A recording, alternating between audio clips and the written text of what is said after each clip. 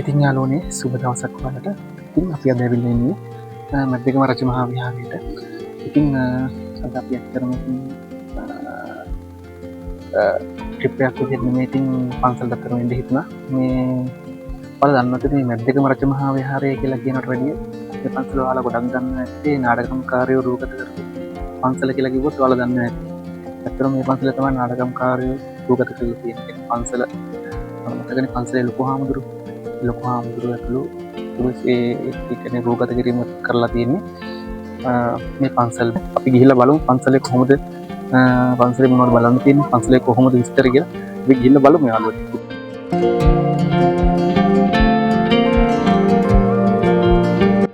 ඉතින් යාළුවනේ අපිට මේ පන්සලෙත් වෙනත් පන්සල් වල වගේම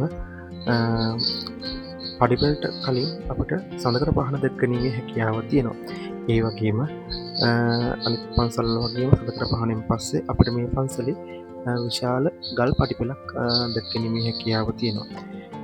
බොහෝ පුරාණ ලෙන් විහාරයන්හි ප්‍රධාන විශාල මන්දිරය හෝ ලෙනවිද ළඟා වූ විහාරයේ ගලින් තන්න ලද පඩිපෙළක් දැකීම සාමාන්‍ය දෙයක්. ඉතින් මේ විදිහටම මේ පන්සලෙත් අපිට ඒ ආකාරයට දැක්කීමේ හැකියාව තියෙනවා.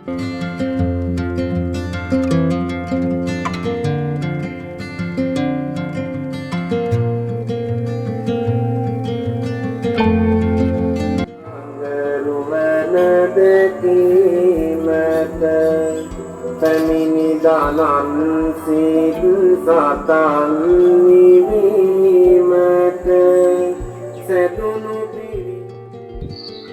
ඉතින් යාළුවනේ අපි පඩිපෙළ නැගීමෙන් අනතුරුව අපිට මුලින්ම දැකගත හැකි වන්නේ සමාධි බුදු පිළිම වහන්සේ.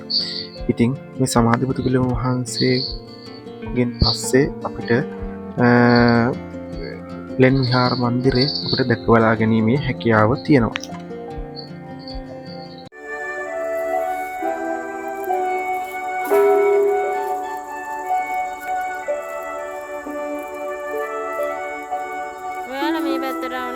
වස් කල අරමෙහි වැඩ සිටි හිමිවරුන් දොස් නැති සිවුරක් ගෙනත් පුදන තුරු රැස් වී සිටිනා අරමට විසිතුරු රැස් විමු පෙරහැර කරමින්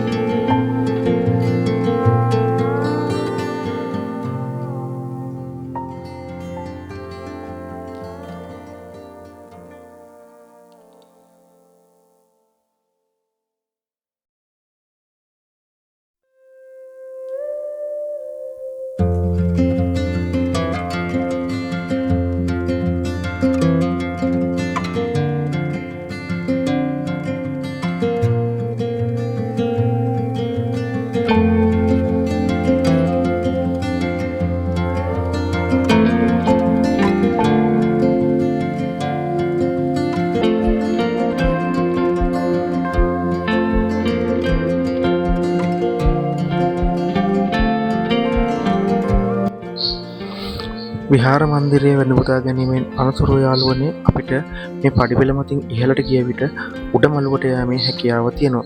ඉතින් අපි උඩමළුවට ගිය විට අපිට බෝධීන් වහන්සේ සහ චෛත්‍යයන්න් වහන්සේ වැඳපුදා ගැනීමේ හැකියාව තියෙනවා.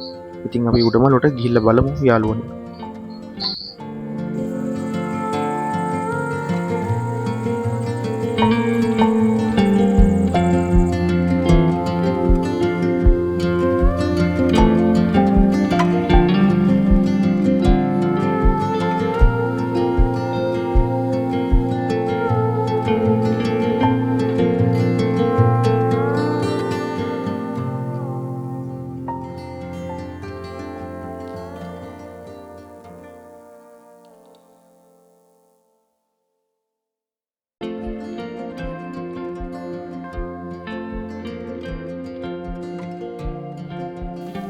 මේ පන්සල ඇත්තටම ඉතිහාසක වටිනාකම තියෙන ගොඩක් පරණ ඒ කියන්නේ අවුරුදු සාමාන්‍යයෙන් 2000කට 2000ක් විතර පරණ ඓතිහාසික පන්සලක් මේක.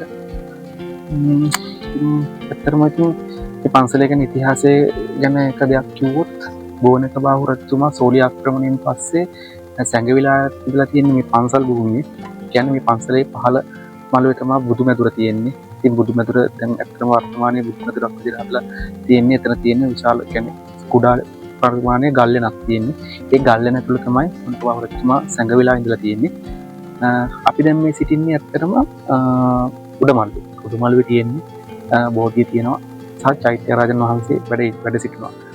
ඉතින් එතනදී මේ පන්සල ඔයාලා ඉතින් කොළඹ දිස්ත්‍රික් මේ පන්සල පිටතදී කොළඹ දිස්ත්‍රික්කයේ ගම්පහ දිස්ත්‍රික්කයේ මේ බස්නාහිර පළාතේ කිරුණිවැල කියන නගරයට ආසන්නවයි.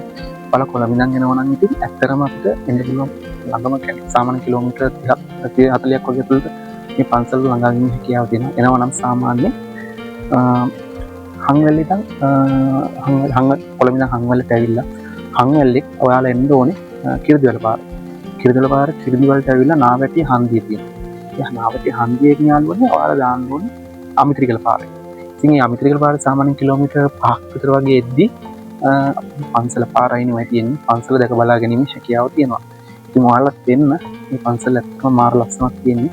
උඩමළුව පෙන්න උඩමළුවේ ඇත්තටම තියෙන වටපිටාව view එක මාරම ලස්සනයි. ඉතින් කොළඹ ඉන්න කට්ටියට ඇත්තටම ඉතින් ඉතිහාසයේ වද බුදා ගැනීමට පුළුවන් පන්සලක් තමයි මේ පන්සල ඇත්තටම.